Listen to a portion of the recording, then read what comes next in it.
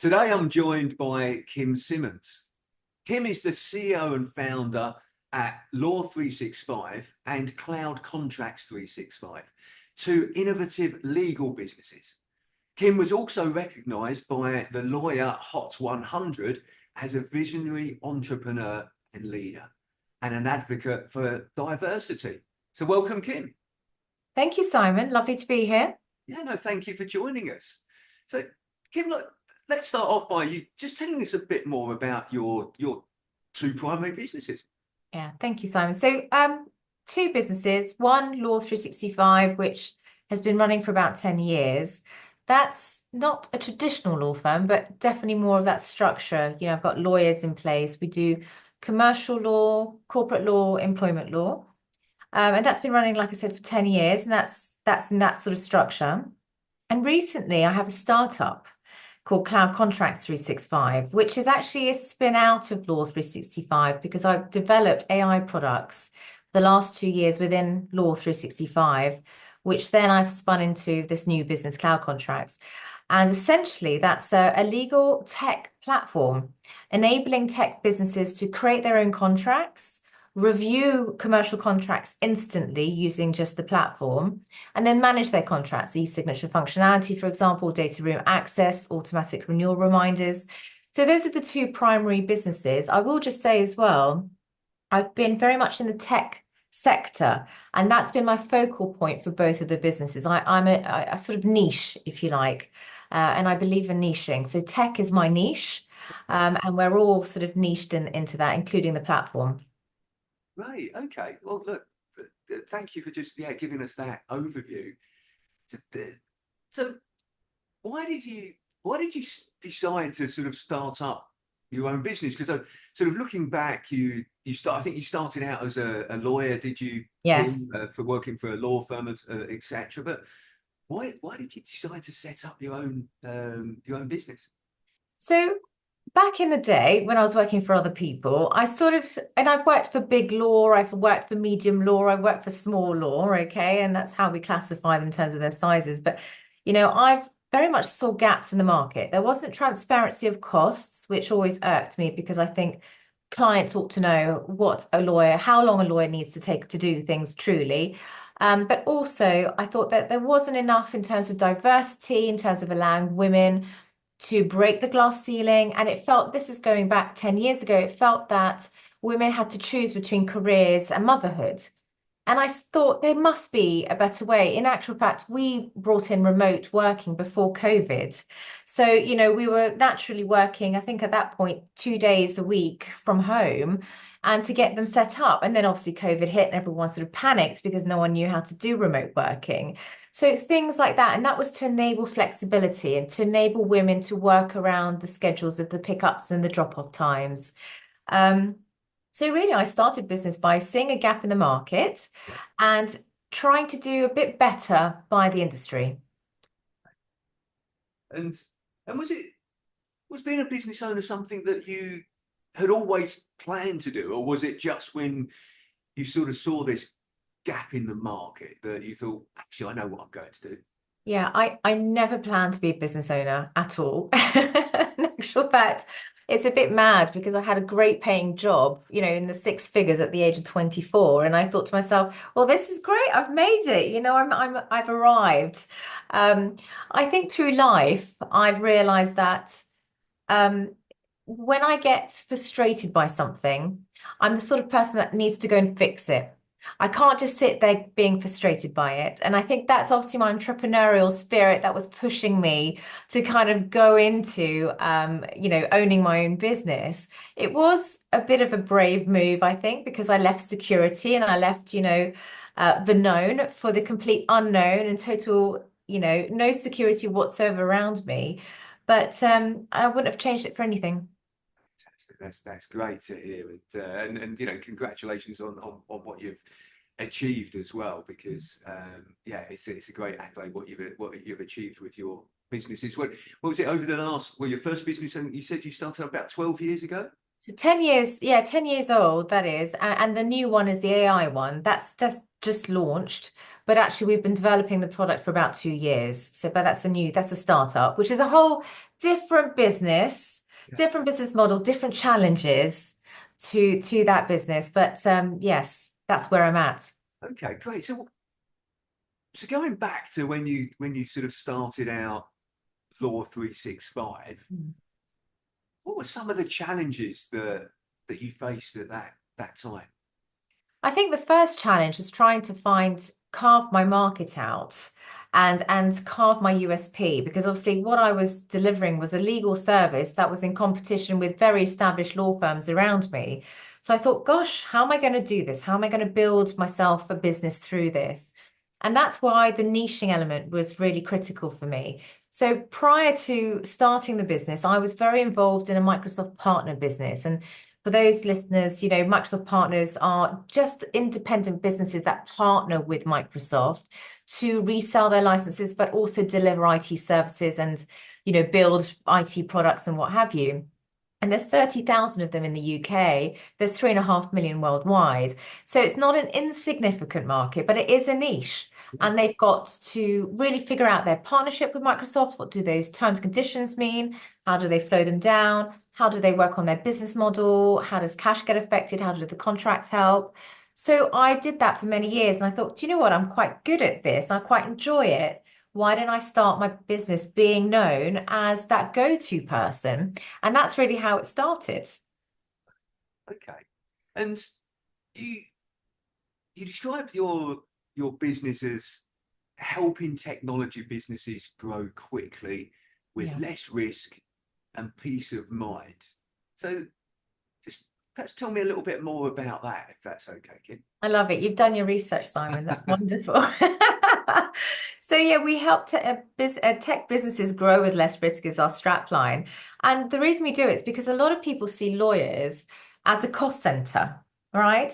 And that we're not in growth mode. When you're using lawyers, they're not going to help you grow. They're going to help you, take the cost from you and from your profitability. And actually, a lot of people resist using lawyers for that reason, right? Unless they absolutely have to. We've heard that so many times through the legal industry. We're only there when they absolutely need us.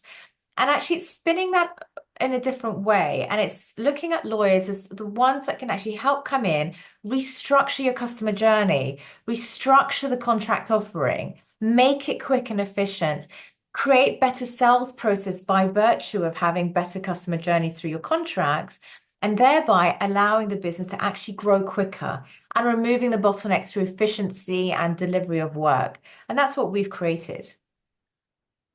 And I think that's brilliant because, as business owners, we can, you know, there's a lot of things that being in business requires. And well, particularly when you're a solopreneur, you need to do them all. You need to Yes, do the operations, you need to do sales, yes, all marketing, the and hats. yeah, absolutely. So what you're sort of saying is, well, let's take one of those things, well, one of those big things away from you, so that you can focus on the other parts of the business, Yeah. and and grow quickly.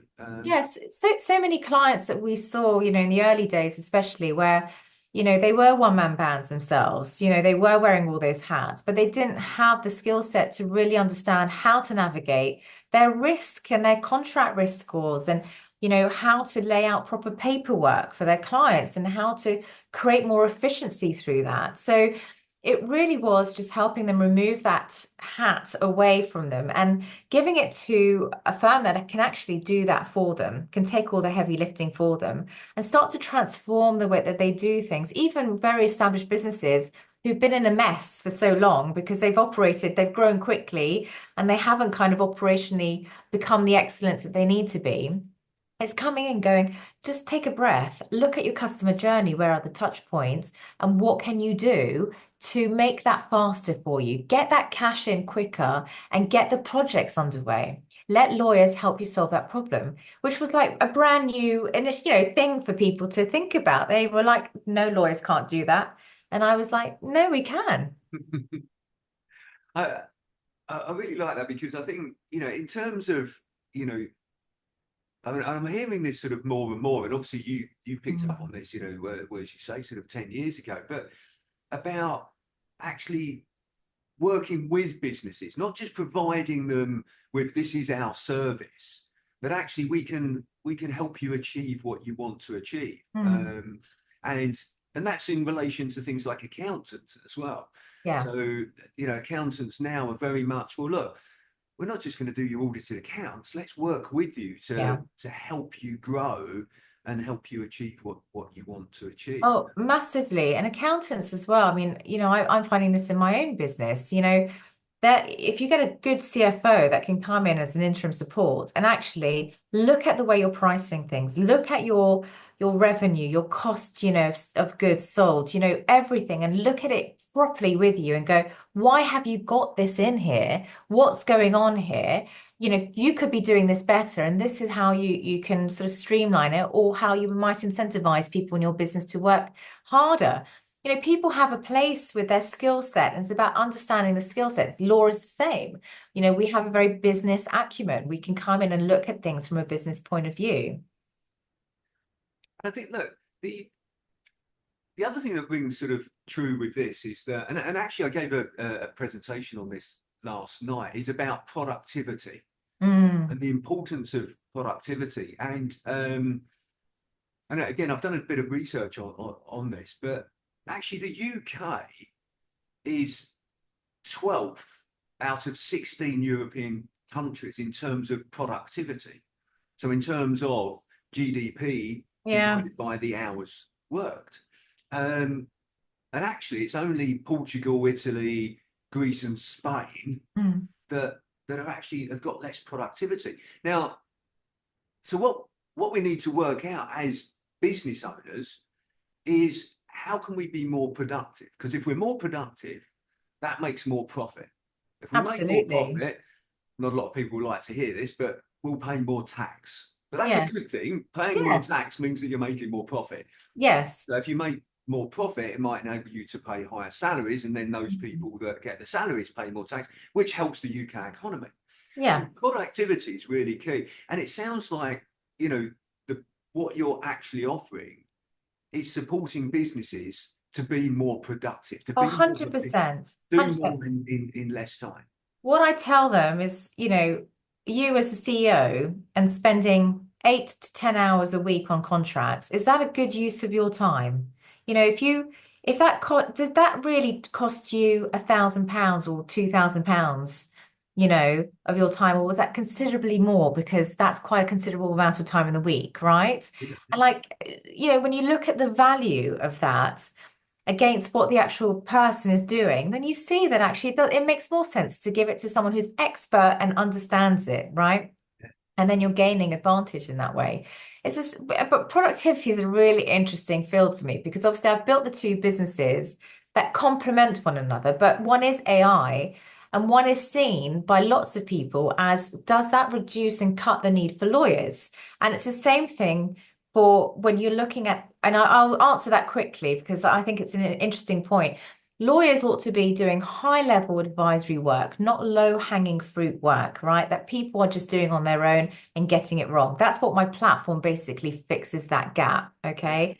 So then when people need the high level advisory work that AI can't do, that's when you're going to want the lawyer to come in and really kind of take control.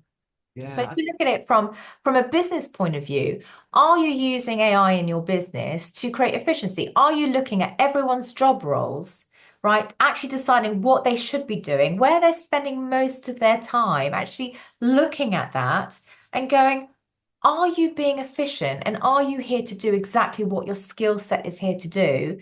Because I can tell you that most people don't do this. And AI can help plug that gap. It doesn't have to be a threat.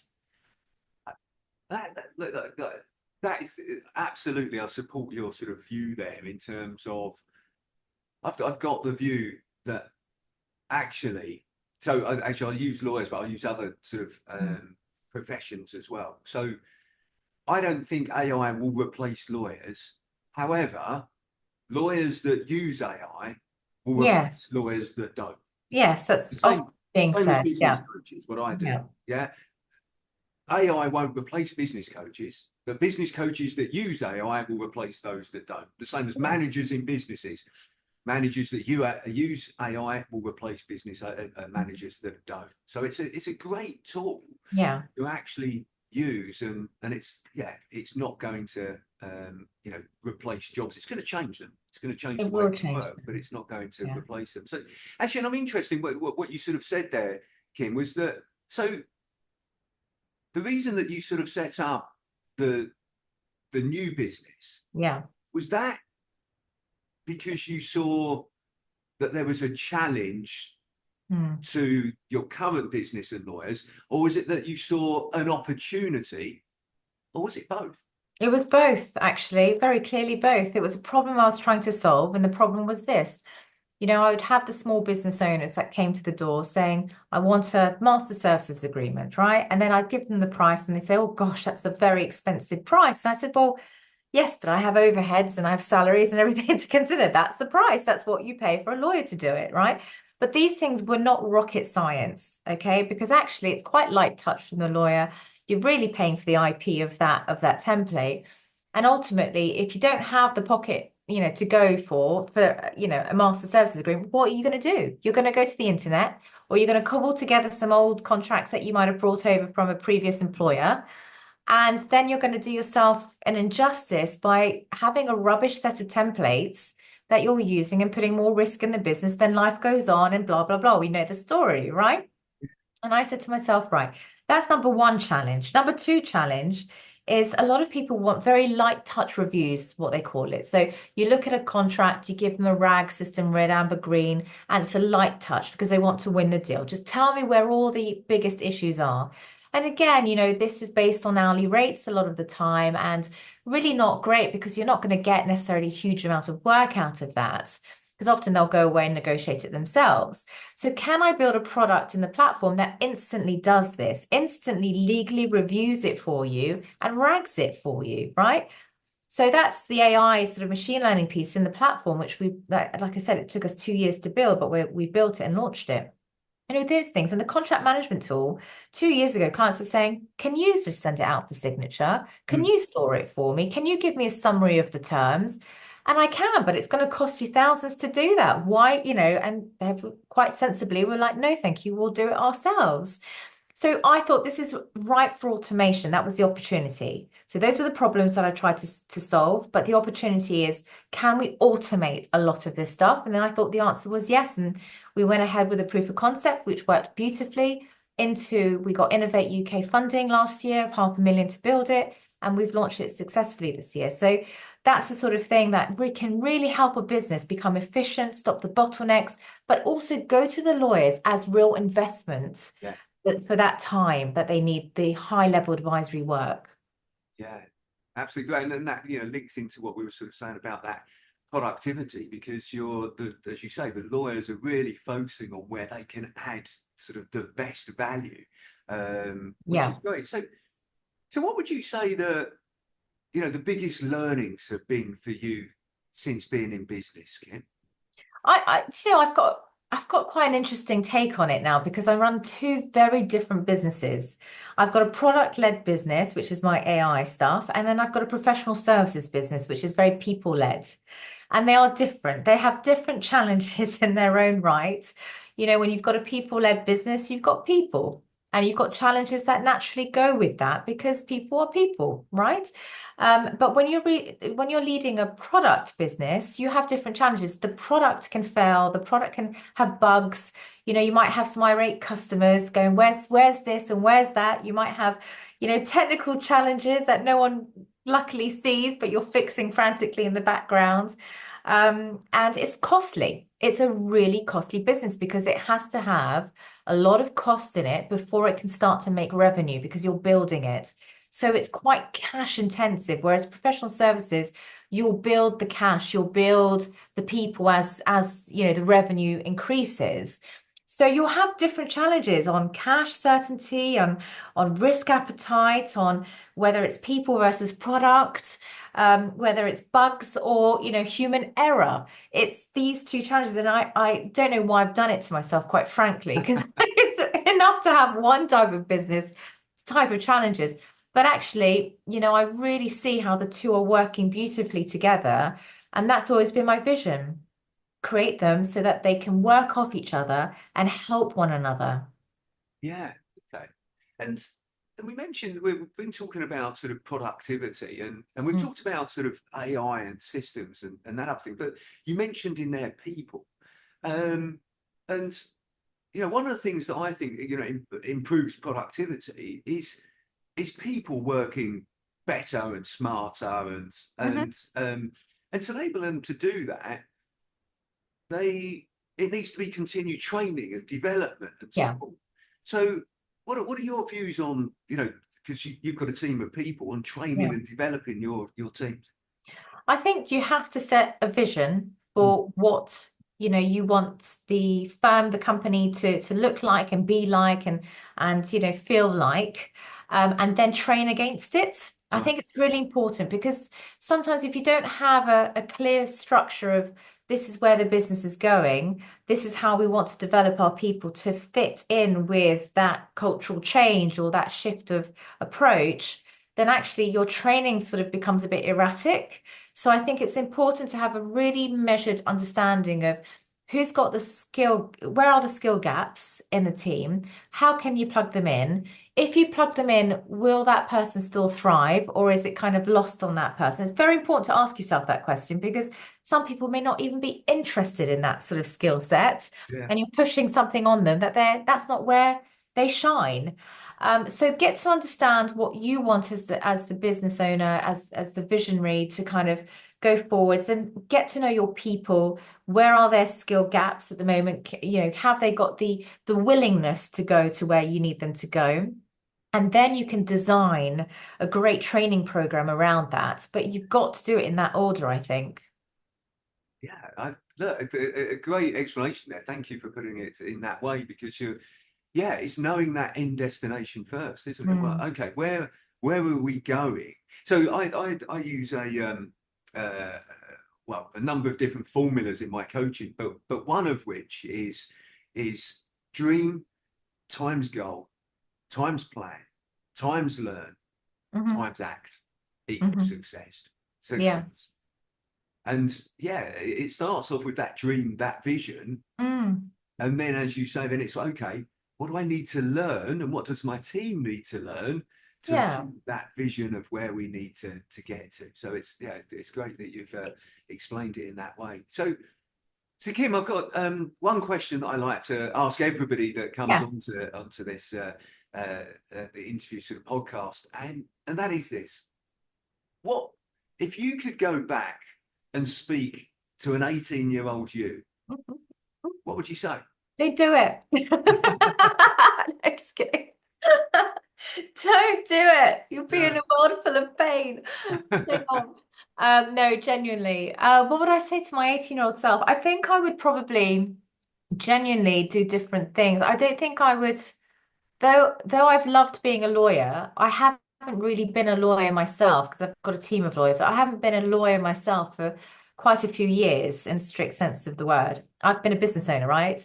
But actually, I think I'd probably try to skill myself up in different ways from 18. I would try to do more, have a better understanding of businesses, have a better viewpoint on how to structure things, just simple things like that. But also, I think I would say to myself, be confident. Be confident in whatever you want to achieve. Just go for it. Don't be afraid because I think I've held myself back for quite some time, to be honest with you. I've had imposter syndrome. I've had the sort of female imposter syndrome where I don't feel equal to my male colleagues, business owners who might be doing better than me. And I sort of feel like, oh, I've taken time out for my children and what have you. Just feel confident that it doesn't matter where you're at or how much you're getting or whatever it is, do what you want to do and do it with as much passion as possible. Wow, that's powerful. Thank you very much for sharing that. And as we shared before we came on this podcast, is that I've got an 18-year-old daughter, so Yeah, I'll be sure to share that with her as well. So thank you very definitely. much, Kim. But Thank you, so Simon. Kim, look, I really appreciate you taking the time and speaking with me today and sharing more about your businesses and also your journey as well. So thank you very much. Thank you, Simon.